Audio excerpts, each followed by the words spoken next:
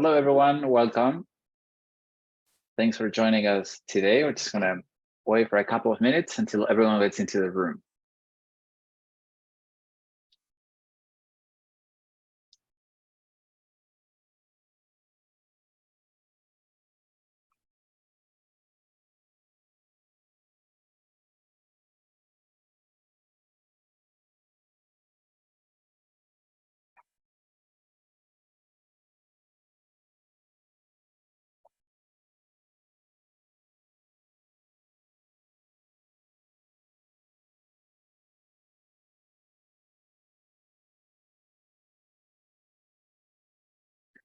I see we're having more folks joining us today. Thanks a lot.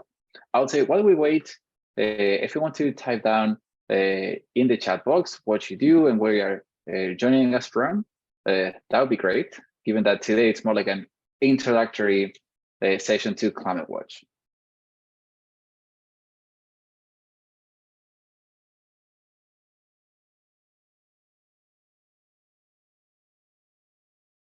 Then from here, just looking at my colleague Breen. So you let me know when you think we should get ready to start.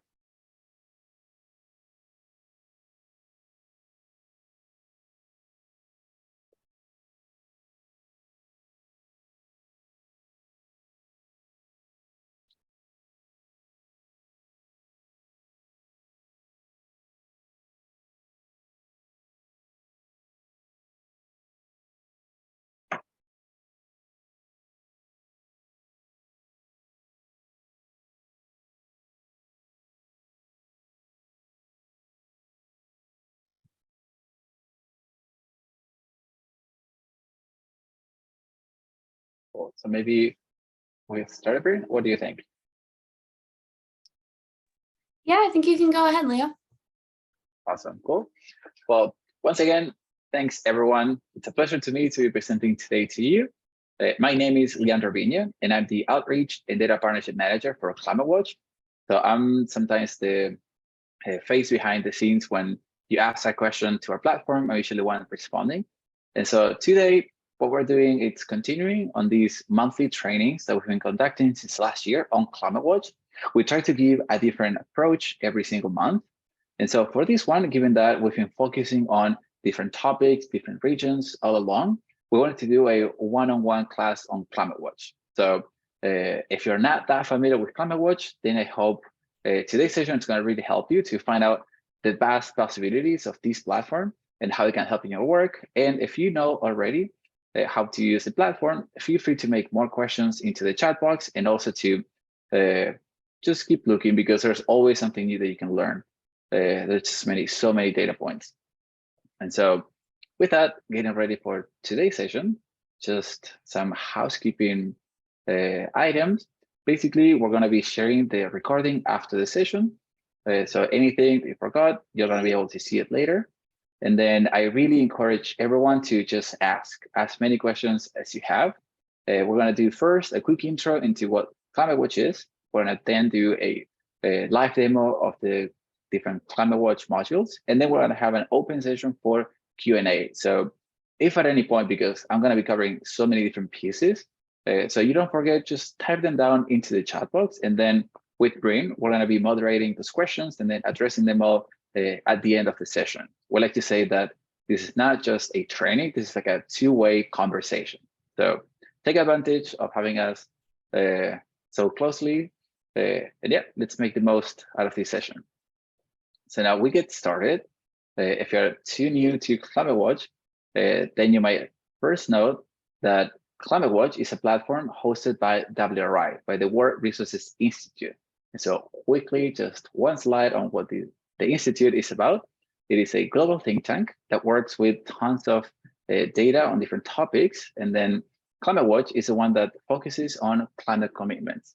But just as we have Climate Watch on the Institute, we also have other platforms on data, such as Resource Watch, Global Forest Watch, which is the most famous one, and other ones like Aqueduct, Energy Access Explorer, and Prep Data, where you can find all sorts of information at the global scale, whether it's on water risk, on deforestation, fires, energy plants, and so on. So I really encourage you to also explore these other resources that we have at the Institute.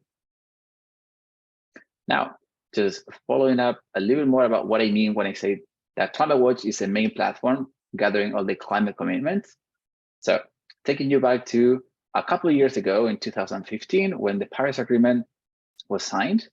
So this agreement brought all the countries together under the common goal of reducing global warming to 1.5 degrees Celsius above pre-industrial levels. Now, the way that this works, it's basically for all countries to submit what we call a national determined contribution, which is the main document on climate change, get it loaded, where countries communicate every 5 years what are all the actions and targets that they have in order for everyone collectively reach this 1.5 goal.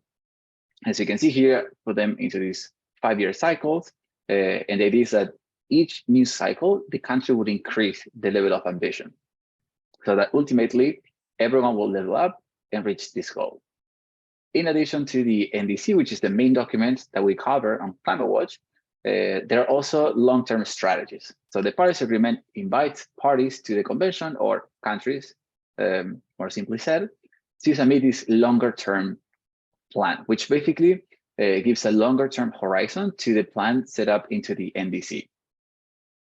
And then on top of the long-term strategy, the Paris Agreement encourages countries to submit a net zero target, which is basically a commitment to say by what year, ideally by mid-century, countries are going to become carbon neutral. Now, what is Climate Watch?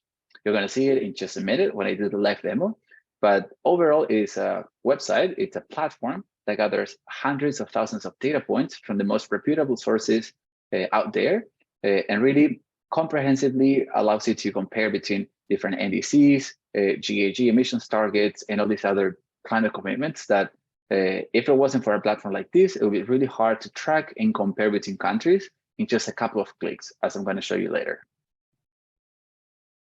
Of course, we don't do this alone. We have several reputable organizations that work with us and partner with us in this joint effort, and we're also supported by these other donors.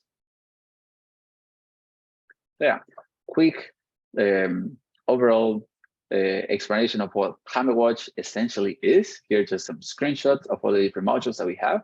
I'm going to be covering most of them. So that's when I say there's a ton to cover. I'm going to go slowly and then pausing every now and then so that you get time to make any questions. But yeah, this is the first part of today's training. And now I'm going to jump directly into the Climate Watch platform. And so with that, just going to change in screen. And then here it goes. I know also Bryn's going to be sharing links into the chat. So climatewatchdata.org, that's our main website. So when you get there, this is the landing page that has a similar illustration to the one that I just showed you, basically giving you links to all the different modules that we have. So from the homepage, we're going to call your attention to basically this top bar menu, where you can have countries, sectors, commitments, GHG emissions, etc., which are all our main modules. I'm going to be showing most of them today. Now, there are several ways to use Climate Watch, and it really depends on what kind of job you need it to. For example, let's say that I'm working on one particular country. So right now I'm based in Argentina. For some reason, I need to do a research about Chile. And then I would say my first stop would be to know what's the climate situation, what's the context of Chile. So for that, we have developed country pages for all countries. So we cover all countries that are parties to the UNFCCC.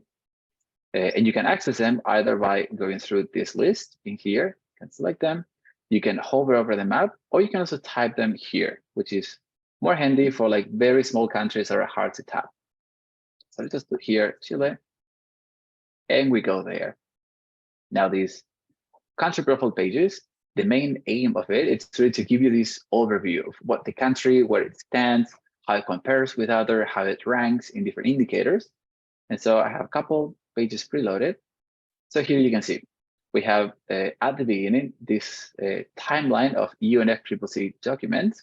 So instead of going to the UN page and trying to find all different documents for each country, we have nicely put them together into this timeline. So you can see in 2021, Chile or any country just submitted the fourth final update report, 2020 GHG inventory, fourth national communication, etc. So here you have direct links to the official documents, which makes it much handy to access, all in just one place and historically.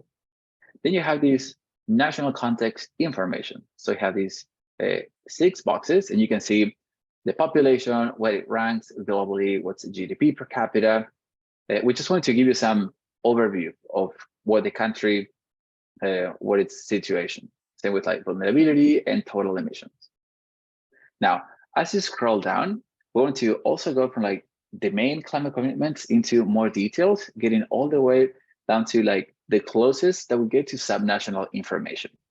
One thing to mention about Climate Watch is that we work at the national level mostly.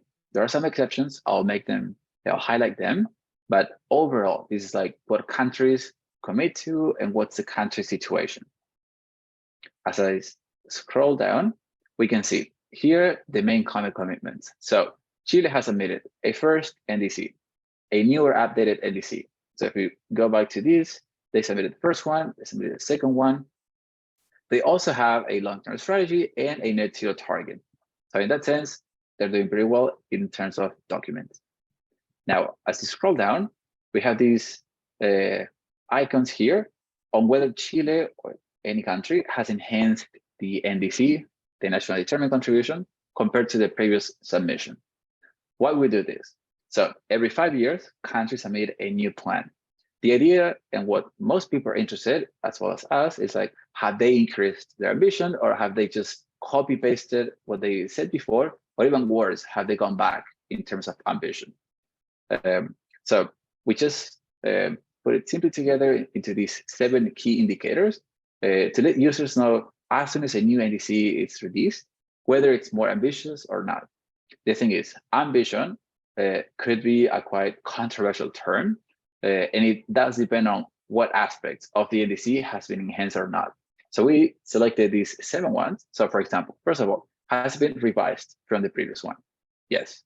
Have they strengthened their mitigation targets? Basically, said that they're going to reduce furthermore their GHG emissions by 2030. In this case, they did. Have they added GHG targets? Yes. Have they added sectoral targets? Yes. And so on with a couple more indicators. And again, this is a comparison between the previous NDC and the new one. It doesn't mean that it is ambitious enough to reach us to the Paris Agreement. For that, you can also access a website called Climate Action Tracker, which they aggregate all countries' NDCs, and they determine what's the level of ambition. And so for that, spoiler alert, we're actually quite far from the 1.5 degree goal. So here we can see which countries have enhanced, but we still don't know whether it's like enough or not. Now, as we keep scrolling down, we have some nice visualizations. The first one shows you where Chile ranks in terms of the world's emitters. So it is the 83rd largest emitter with a total of 0.1%. And now Chile's emissions, they further break down into these main categories. And we can see here, interestingly, how land use change and forestry for Chile, since they have so much forested area, it's actually a carbon sink, meaning that they absorb more than they emit. And so when you make the total calculation here, you can see how it decreases from the total emissions from energy, agriculture, etc. In this other visualization, we have historical emissions from the Climate Watch data source, which is the one that we developed internally at WRI and at Climate Watch. And it's one of the most comprehensive that can show you and compare between all countries in the world. Here in this map visualization, we also added targets in NDCs that we can see here for the first revised NDC, and when they had the net zero target, basically when these numbers should reach here. If we keep going down, now we get some more detailed information. So what are important sectoral emission drivers in Chile? So we're tracking some indicators on renewable electricity in the power generation, share of coal in electricity generation, what's the net electricity consumption, etc., and how they rank compared with other countries. If we keep going down, so what are some of the top line targets from Chile's climate commitments? We'll see that from the latest NDC, LTS, and net zero target, we simply summarize here with the 4 or 5 key indicators. So you can give you at least, what's the target year for the net zero target, what's the mitigation contribution type of the latest NDC, and what's the overall target. So you can simply find it here. Keep scrolling down, we have some information on adaptation plans. In the case of Chile, I believe they don't have yet submitted an adaptation plan, but you can see other countries, and then they highlight in all these different dots, what are the linkages that they have. We also have some information on vulnerability. So, for example, here, what's the natural hazard occurrence of the country, having the highest here with floods and earthquakes, as well now from Chile. And yeah, just 2 more sections here on the country profiles. What are Chile's domestic climate actions? So we keep track of how many cities have committed to the Global Covenant of Mayors, which is basically cities that have set up a target to reduce their overall CO2 emissions. And then same with the companies within Chile that committed to some targets. Some information around renewable generation jobs, how they reduce costs over time, and information on how many jobs in renewables they have, and then linkages between the SDGs and the national determined contribution of Chile. So you can see quite a ton of information. I think there might be at least 200 individual data points into this page. So quite comprehensive if we want to have this quick overview of a country. Now, let's say that I want to dive deeper into the climate commitments or the NDCs in particular. Then we can go from this top bar menu to the commitments area. Commitments basically gathers all the information that I showed you in the initial graphic, so everything that comes inside here. Now, the main document is NDCs. It's so important that we have 2 modules for them. The first one is the NDC Enhancement Tracker, and then the Explore NDC. The Enhancement Tracker, it's that, basically a tracker. So I'm going to take you there, and then just rephrase. I mentioned that NDCs are communicated by countries in this 5-year cycle. However, that doesn't mean that all countries submit every 5 years exactly on the same day at the same moment. Because of that, we wanted to keep track on what country is submitted. So any day, a new country could submit a new NDC or update the previous one. So here we keep track. You can see in these 2 colors. So in yellow, we have here how many countries have submitted a new or updated NDC. So all the ones that are in yellow, they have done so. It's 173 out of 194, I believe, that we track. So we still have some countries that haven't done so. And then from that, because we're very interested in this enhancement of ambition, only 108 actually increased their ambition. We'll hope that every country will do it. So that's why we keep track. And then these are the actual values. And more specifically, 108 countries enhanced their ambition, or they enhanced their mitigation targets. So they said they were going to reduce further GHG emissions than in the previous submission. And you can overlay them here. Now, on Climate Watch, every time you're going to see a map, you're going to be able to see a table underneath. So the table will give you some more information than what you can see on the map. And the cool thing about the table is that it allows you to sort out the information.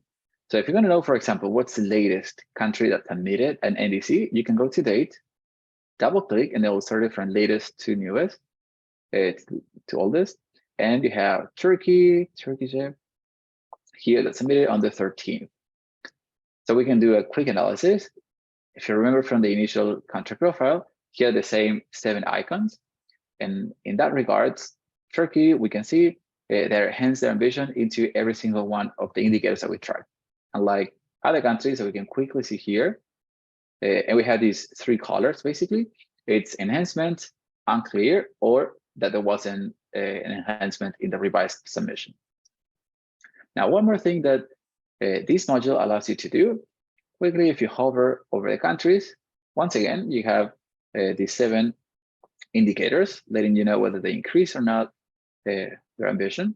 And then if you click on any of them, in this case, let me click on Chile, it's going to allow you to see side by side the country with all the different documents. So by now, 2023, some countries have submitted 3 documents.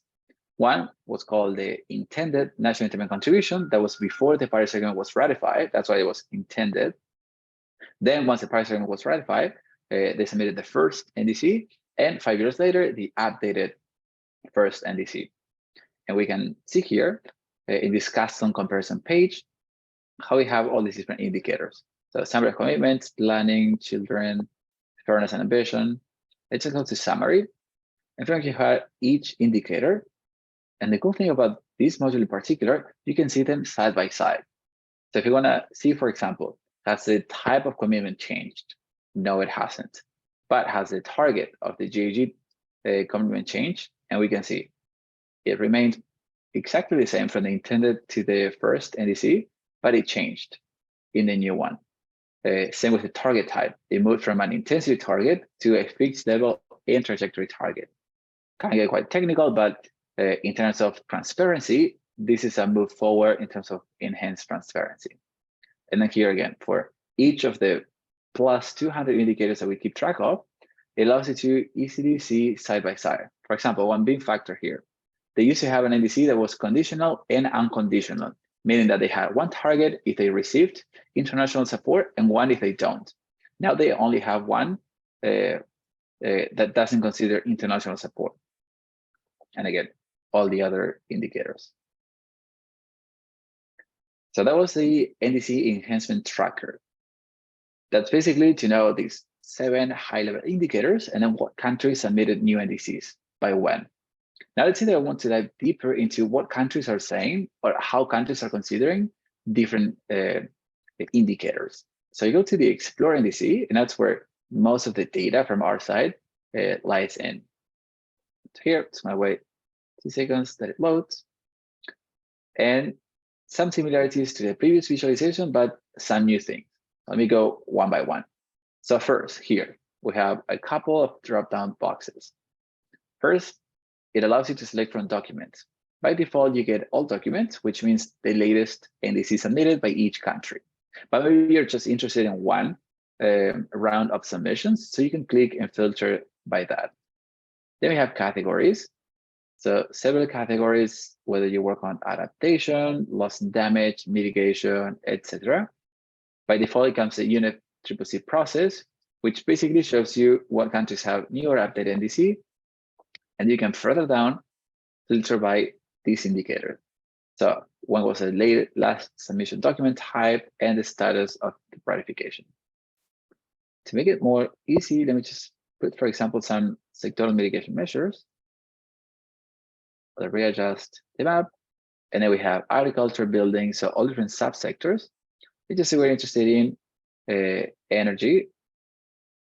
And we can see how most countries have some sectoral measures specified for energy. Now, a new feature that we added just a couple of months ago, it's this location. By default, it comes with the world, but now they have Chile. We want to know how Chile is doing compared to the region. So you can either select all the countries individually here, or we can just go to selection and put Latin America. Now you see how the map only highlights countries in the region that you selected. Then it's also reflected here. So 33 parties representing Latin America and the Caribbean. And now this graphic has been adjusted to show how many parties have and have not a specified measure on this specific indicator. So you can see out of Latin America, 94% of regional emissions or 30 parties have energy specific targets. Now, once again, as I mentioned, every time you see a map here, you scroll below and then you have the table. The nice thing about this is that you can get much more detail into, for example, what are the energy current elections and how it's been mentioned into the sectoral measures for the country, sectoral mitigation measures. You can see how you can change from energy. Here we have a further arrow. So you can see these subcategories. Maybe you're interested in the demand side, or energy efficiency. For me, given that such a hot topic, let's say renewable energy. Now we see that only 19 out of the 33 have some sectoral measures specified on renewable energy.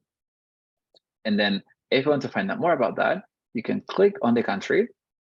Now it takes you to the NDC page. And then again, here you have high-level summary information, and then 4 tabs here. One for overview, mitigation, adaptation, and sectoral information. Overview, it's the thing that we're just looking at in the country comparison, where you have Chile side by side. It's all the same. Summary of commitment, but now it's a range, so it only shows one country. Now, if you want to find out more about the sectoral target that we saw on energy and on renewable energy, then that's information that's under sectoral information. So you can click there, go to sectoral mitigation policies, here are the plans, energy efficiency, here we have renewable energy. And then what we do, we keep track specifically, and we use the same language that appears into the NDC. So imagine NDCs could be anything from a 10-page document to a 200-page document. So you have our data team going into there and basically tagging. If they find one sentence related to any of the 200 indicators that we have, they'll basically highlight it and then bring it into this massive spreadsheet that makes all of this backend.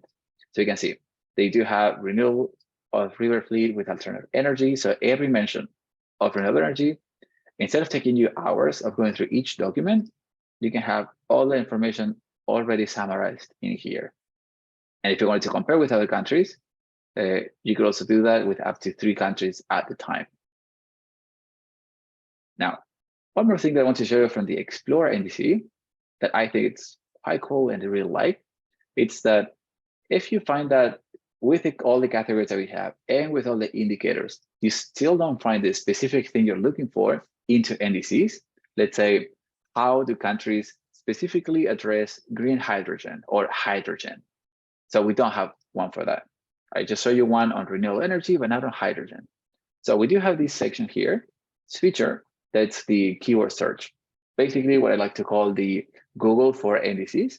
So in here, you can type down hydrogen, for example, and it will take you to the NDC search page.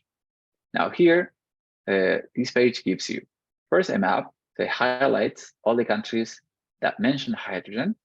It also specifies how many documents within how many countries of this, because it could be that one country mentions this into 2 different documents, so 2 different NDCs.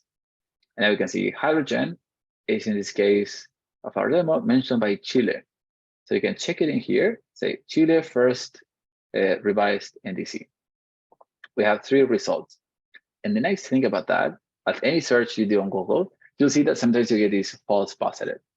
Here, for example, we can see how the word hydrogen, it's been used in context. So here, for example, the use of hydrogen produced from renewable energy sources for car transportation will play a crucial role in reaching. That sounds like they are actually going to use hydrogen. Or even here, hydrogen, heavy vehicle and machine use. You can click there, and it takes you to the original document as we have it on Climate Watch, and it highlighted. So you can see, for example, that hydrogen, I've read this before. So hydrogen, it's been considered for heavy duty vehicles for the transition. You can see there, you can also see visualizations, and basically how we have translated the document, and you can also access the original document submitted by the country.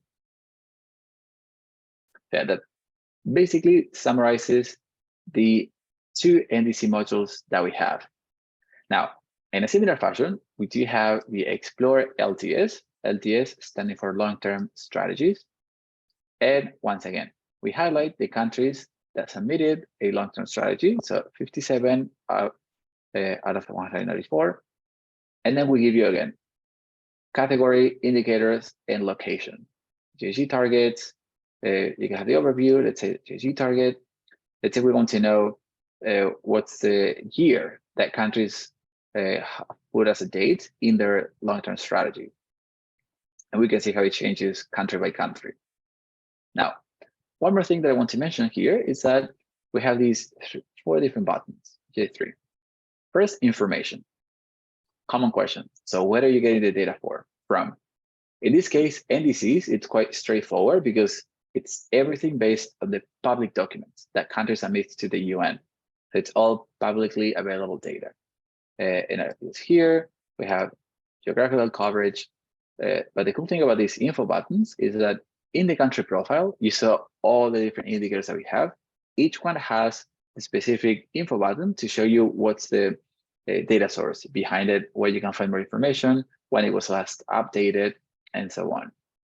Now, let's say you're working with this and you're really interested into all this data. You want to do some further refinement. You can download it. You can either download it as an image. Let's say you're working on a blog post and you want to show this. Hey, look at how many countries have long-term strategies with a 2050 target. You can download it, or you can also download the data behind this. So you can get a spreadsheet with all the countries that are mentioned and what's the specific target and indicator that they have. And again, as you have a map, you go underneath and then you see all these table view. Date of submission, if you want to see the latest one, it was Cyprus. We also have a net zero tracker, most similar to the LTS Explorer, where we tell you what are the countries that have a net zero target. By default, we give you the differentiation, whether the country has it in law, in policy, or if it was made in a political pledge.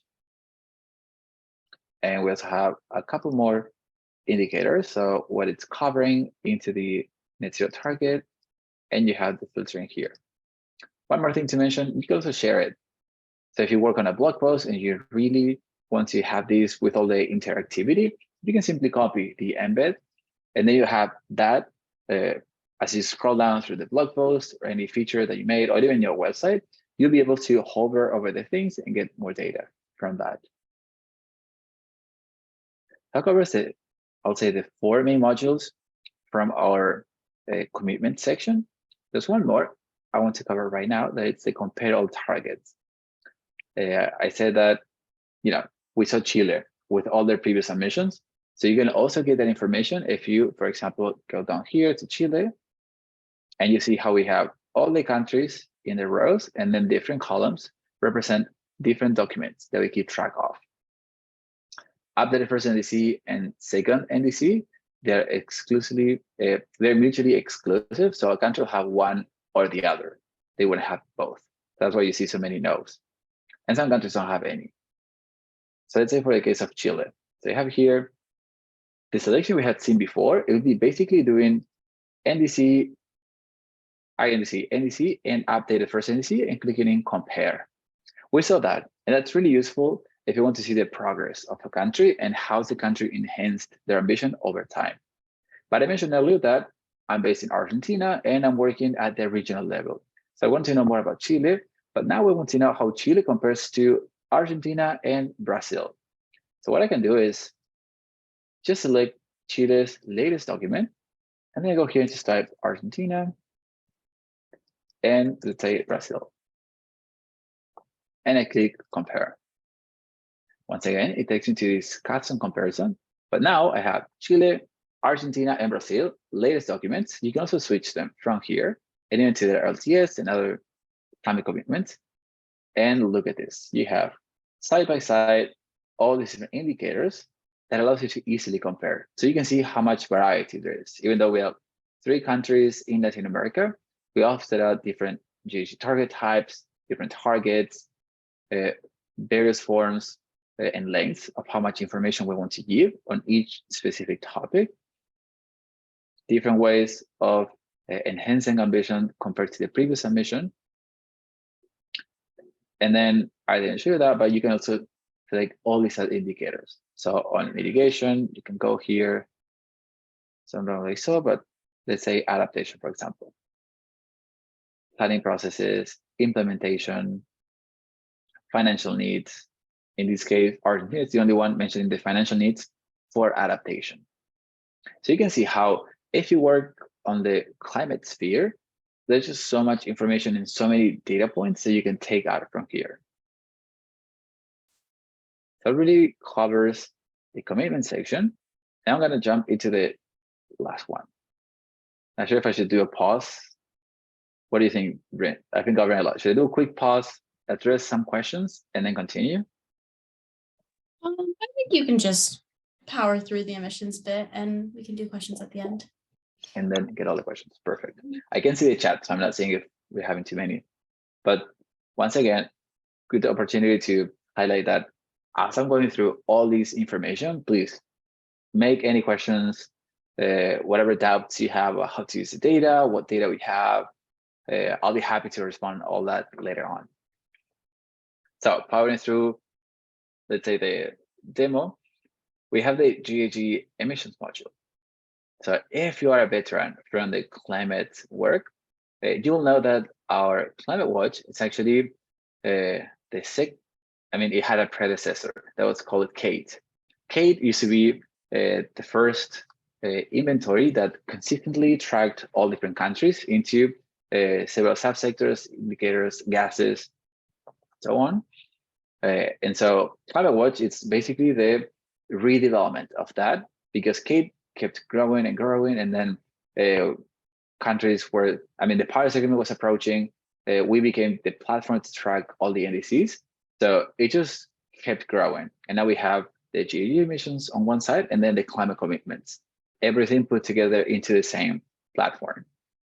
Now for historical GHG emissions, you'll see this one looks a bit different to the other ones. Actually, let me go here to one I had preloaded. Here it goes. So a few differences. We have all these different boxes, way more than we had before, and then these line charts. So let's go side by side.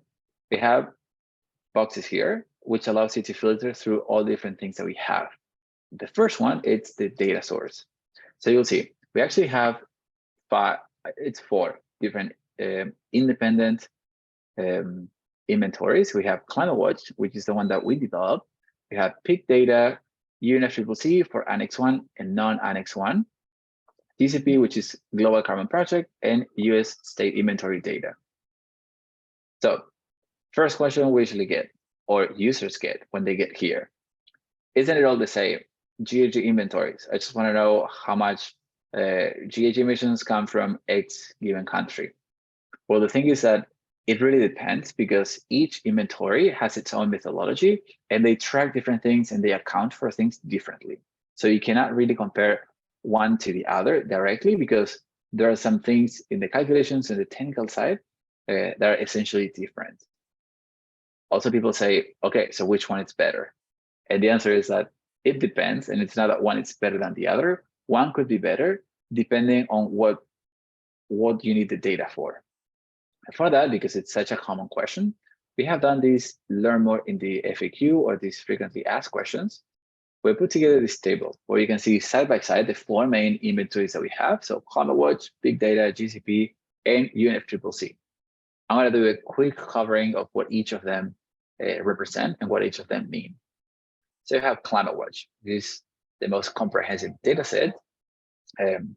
And I usually recommend that one when you work at the global scale, if you want to compare one country with the other. So it's basically comparing 10 units, whether it's like, what's the share or what's the global share of X country compared to the world, how do countries compare with each other, or even how their subsectors compare with each other. For that, Climate Watch is really good.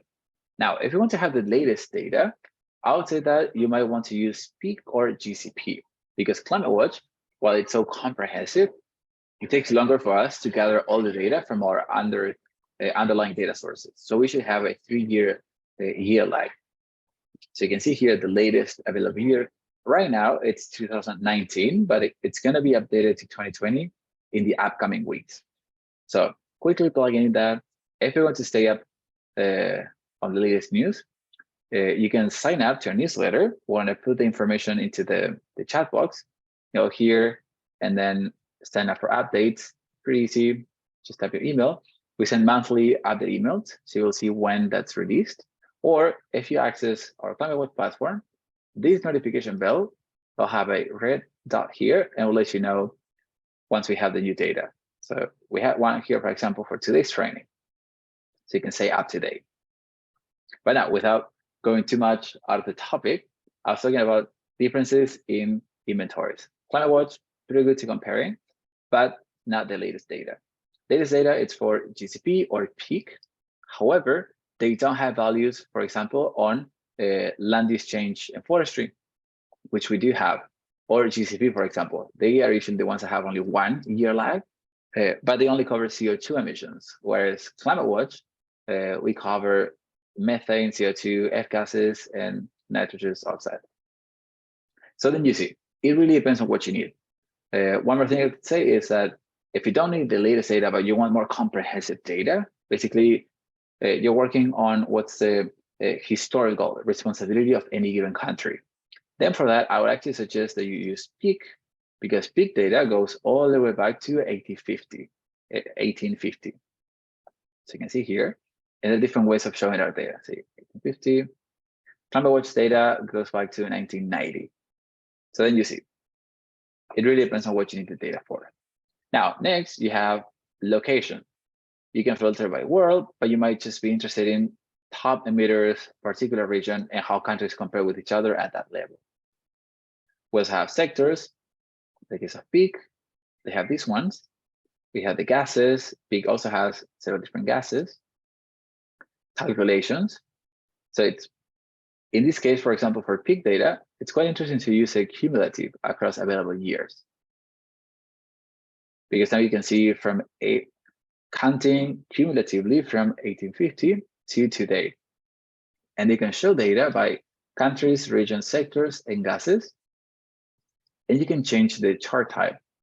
So what's interesting with this data source and with cumulative emissions is that, for example, you can see the stack area chart. And you can see what is the historical responsibility of each country. And you can see that today, or in 2021, the United States carries the 22% emissions historically made in the world. China comes in second and Russia third. And you can see the specific percentages. And now I think it's a really good opportunity also to mention that we're just about to release a blog post on per capita emissions, and we do have calculations on that here. Let me quickly put Climate Watch, all including LUCF, which is land use change and forestry. And instead of cumulative, let's put per capita. And you see, per capita, it's not compatible to stack area chart. So here we're always going to let you know when there's a conflict and how to fix it. So here you just come back with line chart, and then you can see all the countries. By default, the lines that you see here are the top 10 of whatever category you're selecting, and then everything else gets summarized into others. Now, that doesn't mean that we don't have that data. If you scroll down, you'll see that actually all countries are represented here. So it's just for like ease of visualization. And then what you can do, it's also download the data, basically directly here, download current data as a CSV. All our data, it's free. We are a Commons Creative license, so basically you can do pretty much what you would like with the data that we have. The only thing we ask you in return is that you cite us accordingly. And then when you download data, we give them freely. We love you to use it in your publications, papers, or any research that you're doing.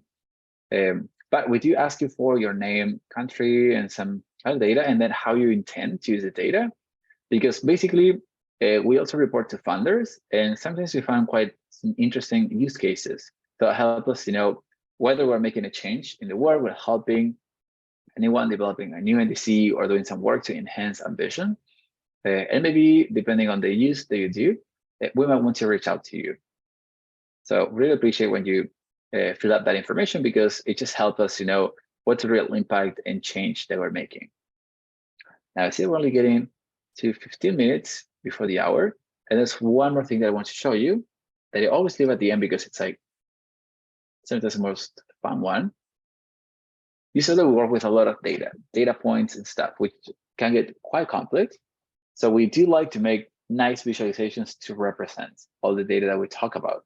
So here in the key visualizations page, that you access here from download visualize key visualizations, you have all these different visuals that we usually release in different blog posts, and that we store them into just one page.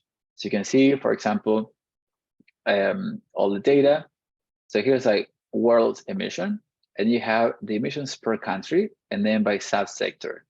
So this one, for example, really helps you drive home the message. Let's take this out so you can see fully. of what's the responsibility of each country. Here you can see how China is basically a fourth of the world's emissions, or that the top 10 emitters are actually 2/3 of the world emissions. And you can start making more comparisons. Like, for example, China's electricity emissions alone are almost like the United States and China's emissions together. So here it helps you get perspective on emissions. And it has some other interesting charts.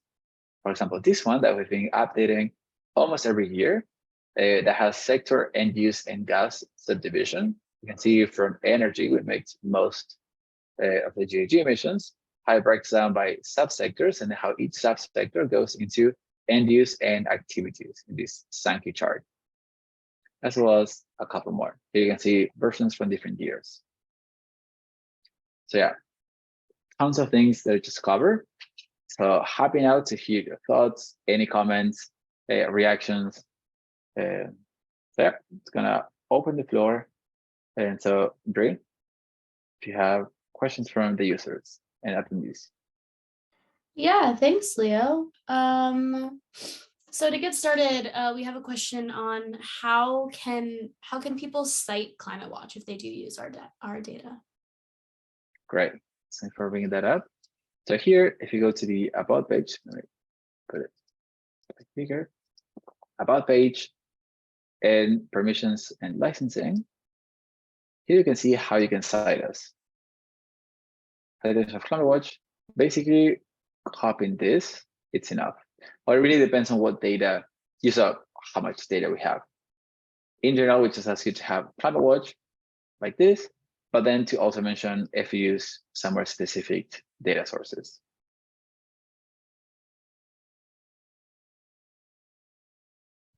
Thank you. That's great. Another question we have is how often is the data updated? Great question. So it really depends on what data you're talking about. For NDCs, the first thing with the update, let's say today, in your country, Bhutan submitted a new NDC. So we get a notification because we're signed up to the UN portal. And the first thing that our data team will do, they will go quickly read through the whole NDC, update it into our trackers, and then just find out these 7 high-level indicators. And then within the same day, we'll actually say within 4 hours, but depending on the hour that the NDC was submitted, we're going to have it into the NDC enhancement tracker. So that'll be in this one. So that tracks.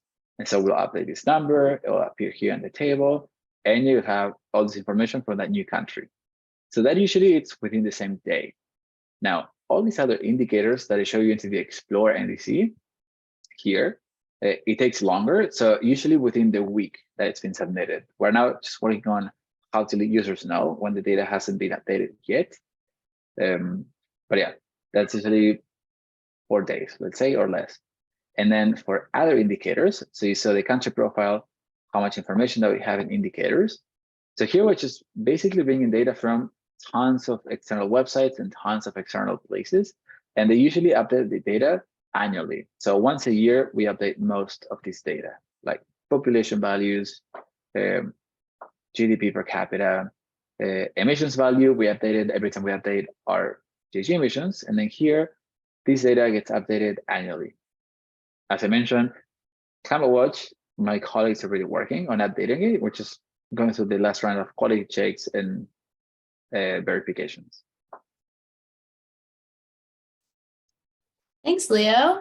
Another question from the chat is, Angelica was wondering, what are the formal benefits or consequences for countries that don't reach their NDC targets, aside from, of course, the environmental benefits that we all know?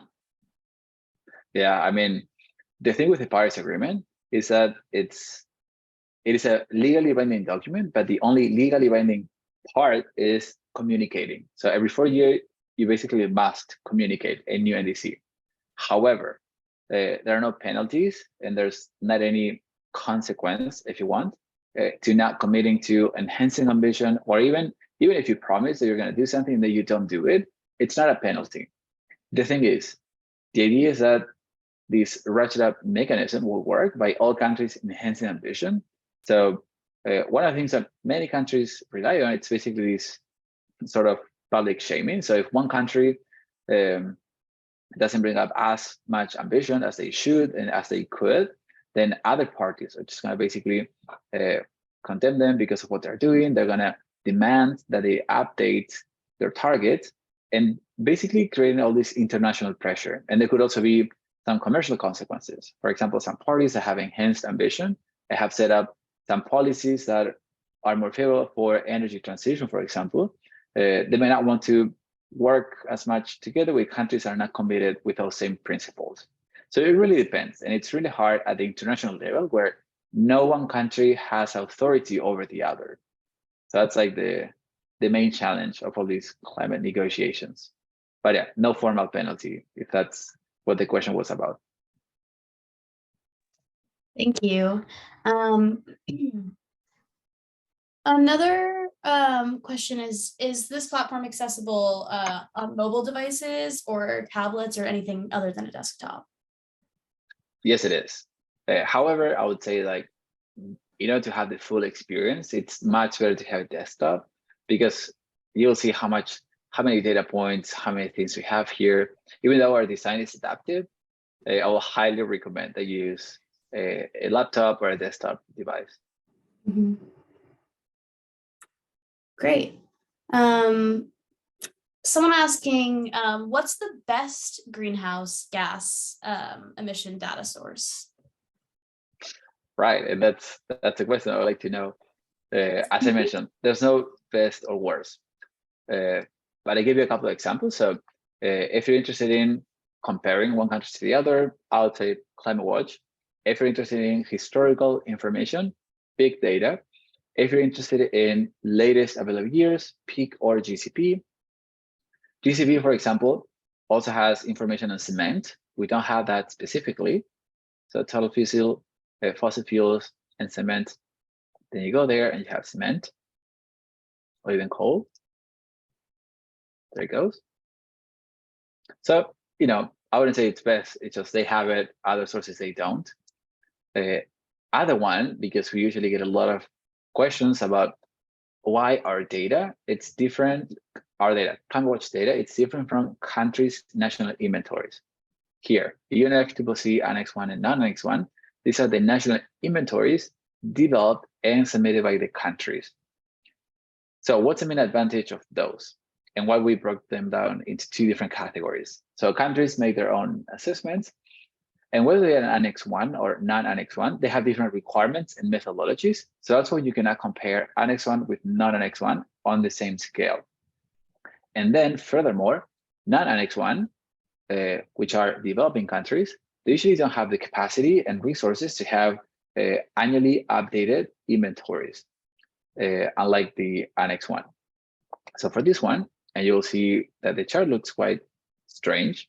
That's why there are some points instead of lines. That's because they don't submit inventories every year. And also, this data source that we have here, it's bringing information from the UNFCCC website for non-Annex 1 countries. And countries that started to make the reportings into new guidelines, they're not being compiled all together into the UNFCCC website. So that's why they don't appear here. It doesn't mean that they haven't done a new inventory. That's why you keep at the country profile page here. Let me actually go to developing country. You'll see in that chart of non-Annex 1, Argentina wouldn't appear, but they did submit a new inventory. I think it was like last year or 2 years ago.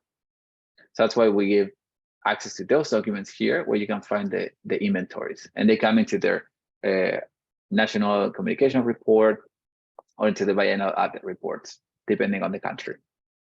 And that particular data source, it's the most accurate for the country. So I hope it makes it clear. You wouldn't use national inventories from each country to compare between countries, but you will use it to compare internally in the country, or to say, Argentina emits X amount in, I don't know, in land use change and forestry or in agriculture. That would be the most accurate. However, you couldn't use that value so much to compare with other countries. For that one, you would use Climate Watch. So just saying that there's no one best data source. Thanks, Leo. That's super helpful.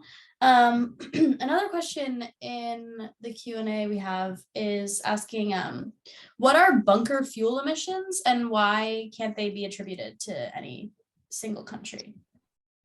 Great question. Let me show you one visualization.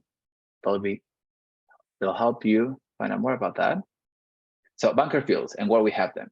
Bunker fuels are bunker fuels from air and shipping industries that cannot be allocated to any particular country, but they still emit emissions.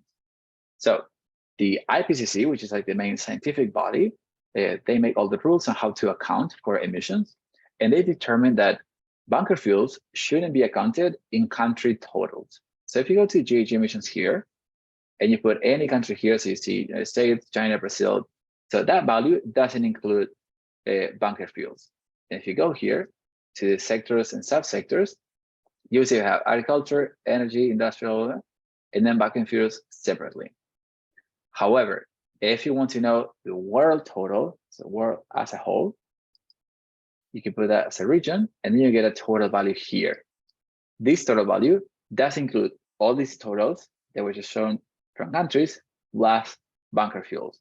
And a good way to visualize that, it's with this visualization. So it's the way that it loads. But it says it has emissions from every single country. And then in the end, it has unallocated emissions. And unallocated emissions, we also break them down into two other categories, which are, once I load, let me check if I have it already loaded somewhere else. I'll just show you from small. So you have the whole countries and others. So this section, it's unallocated emissions, which you can see it's actually quite big. It's the size of Brazil's emissions, which is over there. And you have bunker fuels and unallocated emissions. Bunker fuel, including shipping and air transport, and unallocated territories. If you go here and you look at really into details, you see some countries that you know are not here. So for example, Taiwan doesn't appear and a couple others. That's because they are not parties to the UNFCCC, which are all the countries that we consider. And so, of course, they do emit GHG emissions. So we gather them all together in here.